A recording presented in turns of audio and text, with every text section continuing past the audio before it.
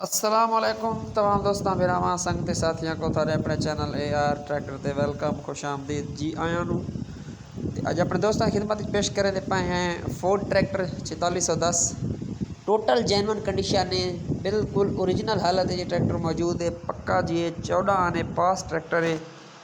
Colour वगैरह जो चीज़ें तो जेनवन कंडीशन है, कोई रीशावर पेंट वगैरह नहीं किया गया। तो फोर्ड ट्रैक्टर मॉडल जी है 1984 है।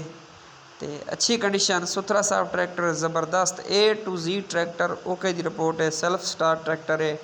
टायरों की हालत भी अच्छी है। तो सामने टायरों की हालत देख सकते हो, टायरों की कंडीशन बड़ी ज़बरदस्त है। बाकी रिमां का कलर भी देख सकते हो माशाल्लाह बहुत सोहने तो सुथरी हालत रिम टायर मौजूद हैं इस ट्रैक्टर के जी। तो पूरा ट्रैक्टर A to Z सुथरा साफ A1 कंडीशन। बंपर वगैरह लगा है, जिस दिखे वाला बंपर लगा है इस ट्रैक्टर को ये भी देख सकते हो, ये भी नाल उसी। ये फ्रंट साइड का व्यू है। कोशिश करेंगे असा कंप्लीट वीडियो बनाने ताकि हर साइड तो ट्रैक्टर को व्यू नज़र आए। इस साइड तो भी चेक करा देंगे अपने दोस्तों भरावां को रिमा टायरों की हालत, शो का कलर, जो चीज़ है जेनवन ट्रैक्टर है जी।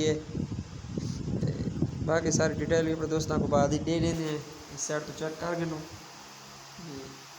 ये सही हालत, शो का कलर देख सकते हैं माशाल्लाह बहुत सुथरा साफ ट्रैक्टर है। मॉडल है 1984 है। गुलाब का कलर इस साइड हालत चेक करो जी माशाल्लाह बहुत ज़बरदस्त कंडीशन। सुथरा साफ ट्रैक्टर किल काबिल का जेनवन ट्रैक्टर है जी। तो मुल्तान की लोकेशन है इस ट्रैक्टर की जी।